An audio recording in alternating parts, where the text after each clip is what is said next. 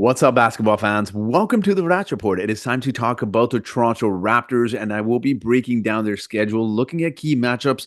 I will also give you a win-loss total as well, and give my reasoning behind why I think the Raptors will, have the record they will at the end of this season. So if you're ready to watch this video, make sure to give it a thumbs up. And if you wish to hit the subscribe button as well, that'd be very much appreciated. So with that being said, let's get into today's video. So the Raptors open at home versus the Cleveland Cavaliers on October 23rd. Now, as you see, I put some W's. That is which teams I think the Raptors will win against, and I'll give my logic behind that. But again, always a fun matchup with Cleveland. We know Evan Mobley's there, and the comparisons between him and Scotty Barnes are never going away until they both retire, or one of them retires first, because we know fans are always comparing different players. And considering that the Raptors are actually trying to move up to trade Evan Mobley, but ultimately a deal never got done. It's a huge blessing in disguise. So obviously Scotty Barnes, with respect to Evan, is the better player. Then you get to see the Philadelphia 76ers. Always fun with Joel Embiid there, but also you get to see the new look 76ers with Paul George. That's always fascinating. We'll see how that happens, but a really difficult schedule for the Toronto Raptors to open up their first four games against the Cleveland Cavaliers, 76ers, Minnesota, and you got Denver Nuggets as well, which I don't see the Raptors getting any wins in. And then you get the Charlotte Hornets. I think that's where they'll get their first win October 30th. They are in Charlotte. That should be a decent W. Again, I don't want to say easy, but should be decent. Anyways, we make our California trip, mini California trip, if you want to call it, November 1st, 2nd against the Lakers. Kings, I don't see a win there. Lakers are still going to be Lakers. And to start the season, LeBron and AD are hopefully going to be healthy. You never like to see players injured, so they're probably going to be healthy. The Kings are still a decent team. It'll be interesting, I will say, with DeMar DeRozan now being there. How is he, DeMontis, and De'Aaron Fox really going to make it work? Which, all three of them need the ball in their hands, but also they're not amazing three-point shooters, right? DeMontis, DeMar, definitely not. I know De'Aaron had his moments with his percentages, but overall, that's not really his game. So we'll see what happens. But November 6th, we play the Kings yet once again, and in Sacramento, and I think that is where they will have their first win against the Kings. And a correction, I did say California trip. It looks like the Kings and the Lakers are actually in Toronto November 1st and November 2nd. And again, November 10th is when we are in Los Angeles. So correction from my behalf there. That is when the California trip starts on November 6th, 9th, and 10th. They play Sacramento Kings. They get the W there. Clippers are a really good team. I don't see them getting the W there. Lakers, possibly. The lights always shine bright in LA, and especially when it's a Lakers team. Scotty, RJ, and Emmanuel are absolutely going to want to shine in an environment like that where the media is so focused on the players. Moving on to November 12th, a really key matchup here. You get to see Gary Trent Jr. with the Milwaukee Bucks. The first time the Raptors will be able to play Milwaukee with him being there. It'll be a little bit interesting. I do think he's going to have an amazing season there just because of the attention that Giannis and Dame draw. And of course, you got Chris Middleton as well. So he'll get a lot of open looks, and we know how well he shoots it when he gets open looks. November 15th versus the Pistons is where I see a Raptors getting another W. I do think the Pistons will be better than last season. However, the Raptors should be able to take care of them. November 16 to 18 is when they face their rivals in Boston Celtics. Unfortunately, Boston is just so much better than us. We are not getting the W there. And then you get Pascal Siakam visiting the Raptors in Toronto on November 18th. Always a fun matchup. His first full season with the Pacers. We'll see how they do. I think they'll do fairly well. I think the Pacers and Tyrese are, a good matchup or a good roster for someone like Pascal. You also got, a stretch big there, Miles Turner. And then you got some intriguing young players in Benedict Mathurin as well. We'll see how he really fits in and how he's recovered from his injury. Moving forward, again, November 25th, you get to play the Detroit Pistons again. I get the Raptors getting another win. Now, fast forwarding to November 29th, December 1st, we play Miami Heat back-to-back. Home away game. I do think the Raptors will be able to steal one there. Now, moving on to the next schedule here, as you see again, another difficult little home. I don't want to call it a home trip, but a home stand, if you want to call it. You got the OKC, Dallas, and New York Knicks in 3 consecutive games, and those aren't going to be easy opponents by any means. However, the Brooklyn Nets will be easy because they traded Mikal Bridges. That should be an easy win for the Toronto Raptors. They'll probably be one of the worst teams in the Eastern Conference. The Rockets, I do believe the Raptors can steal one there as well. Fred VanVleet, of course, ex-Raptor. Always cool to see him as well on December 22nd. And then you got a little bit of difficult games. You got the Knicks, you got the Grizzlies. Atlanta Hawks, I will say, will be a difficult team to beat this year because Trae Young plays so much better when he has the ball in his hands. and it is not just, it's not having to share ball duties with someone like the DeJounte Murray. So again, it's going to be a difficult team to beat. January 1st, however, we play the Brooklyn Nets once again, and that is where you see, obviously the Raptors getting another W. One thing I do want to mention, December 26th, that will be a key matchup versus the Memphis Grizzlies because we got Canadian Zach Edey, and that'll be a first time for the Toronto Raptors seeing him. Based off his summer league, he absolutely looked amazing. He looked like a beast out there. So I do think, obviously, health will be a big issue, seeing he can stay healthy, but it'll be amazing to see him play a full game. I do think he's going to have a solid rookie season as well. So moving forward here, you got the Detroit Pistons. Once again, January 11th, we get the win.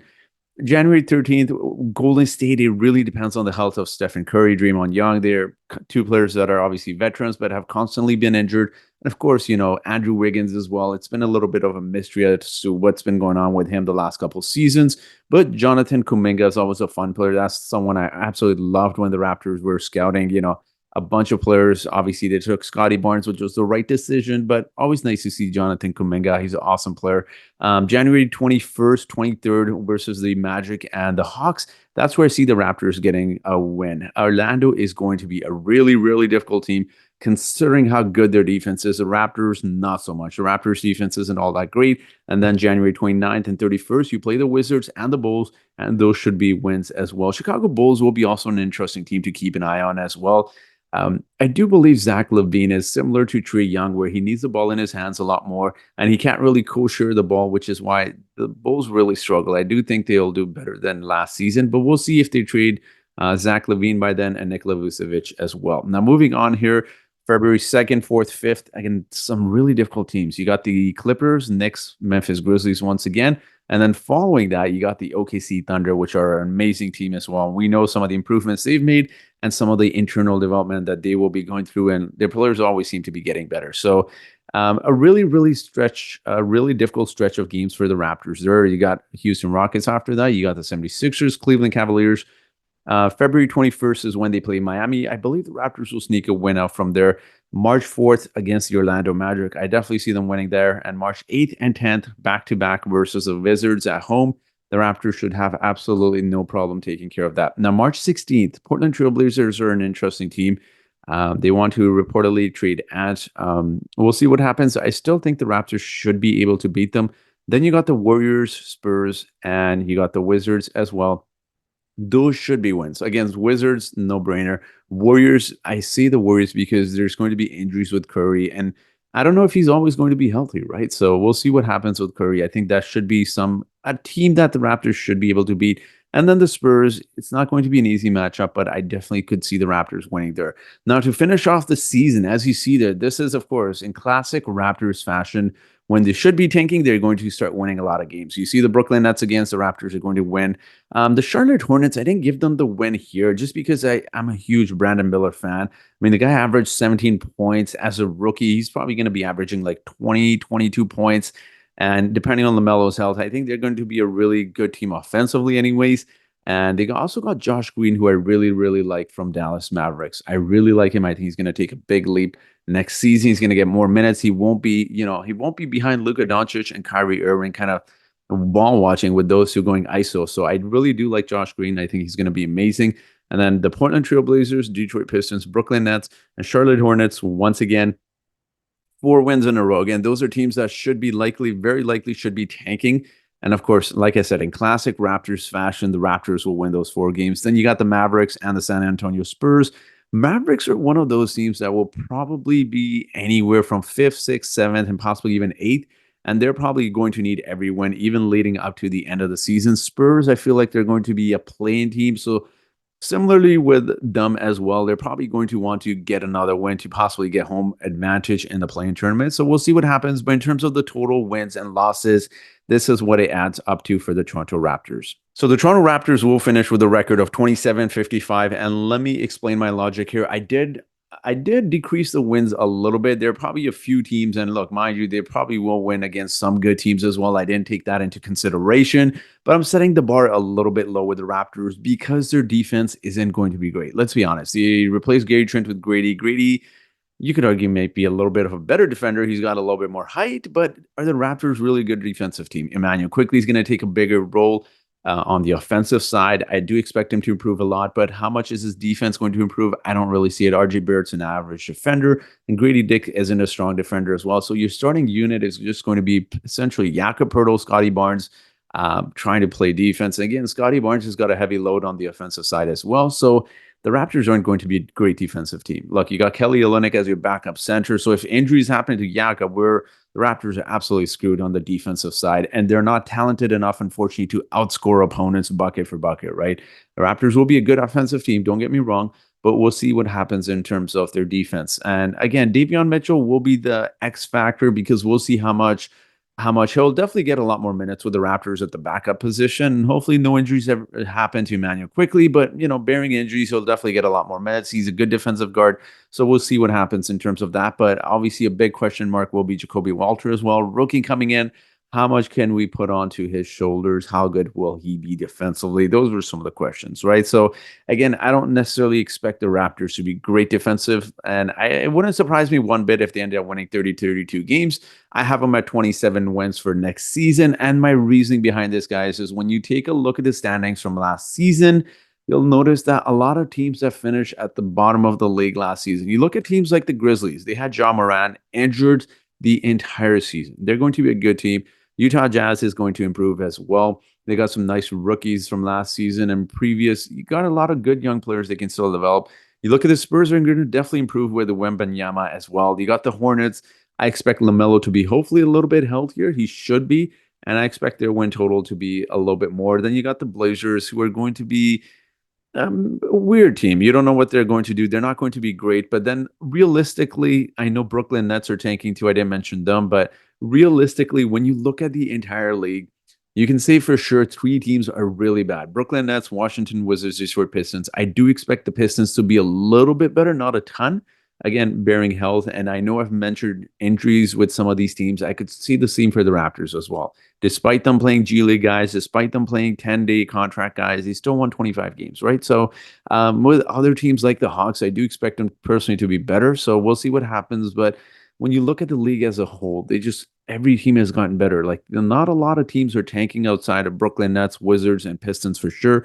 Maybe the Blazers, we'll see what happens. But Blazers did get a nice center in this draft as well. So again, maybe their defense improves, right? He's a good defensive center they drafted. So I can't recall his name at the moment, but you know exactly who I'm talking about. But it'll be interesting to see how the Raptors do. I know I'm being a little bit pessimistic. I've never, ever been pessimistic, but just given their lack of defense, just given how many young guys they have that are really unproven at the NBA level. I mean, they got a bunch of rookies coming in. You don't know how much minutes they're going to get outside of Jacoby Walter, right? So we'll see what happens.